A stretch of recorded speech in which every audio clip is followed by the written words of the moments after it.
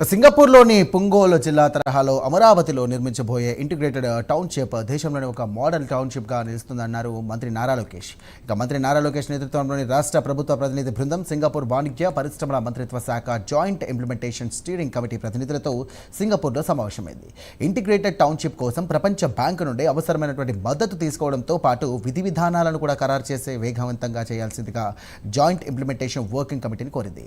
Singapore తరహాలో ఆంధ్రప్రదేశ్ కూడా ఒక గ్లోబల్ మైజ్ గమ్యస్థానంగా మారాలని కూడా లక్ష్యంగా పెట్టుకుందంటూ మంత్రి నారా లోకేష్ పేర్కొన్నారు. ఆంధ్రప్రదేశ్లో పెట్టుబడి పెట్టడానికి సుముఖత వ్యక్తం చేసినటువంటి కంపెనీలకు సానుకూల వాతావరణం ఏర్పాటు చేస్తామంటూ కూడా లోకేష్ తెలియజేశారు.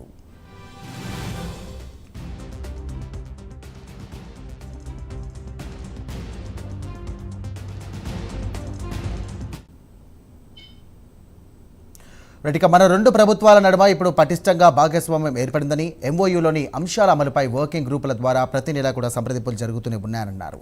ఏపీ ప్రభుత్వానికి చెందినటువంటి 6 మంత్రులు 2 వారాల కిందట శిక్షణ తరగతులకు హాజరై పరిపాలనలో తమ అనుభవాలను పంచుకున్నారంటూ గుర్తు చేశారు. ఏపీకి చెందినటువంటి 37 మంది ప్రభుత్వ ఉపాధ్యాయులు కూడా తాజాగా శిక్షణను పూర్తి చేసుకున్నారని తెలియజేశారు. గత సమావేశంలో చర్చించినటువంటి అజెండా అంశాలపై వర్కింగ్ గ్రూప్ విస్తృతంగా పనిచేసిందని, ఇప్పుడు ఆ పటిష్టమైనటువంటి పునాదిపై మరింత ముందుకు సాగాల్సినటువంటి సమయం ఆసన్నమైందని కూడా మంత్రి నారా లోకేష్ పేర్కొన్నారు.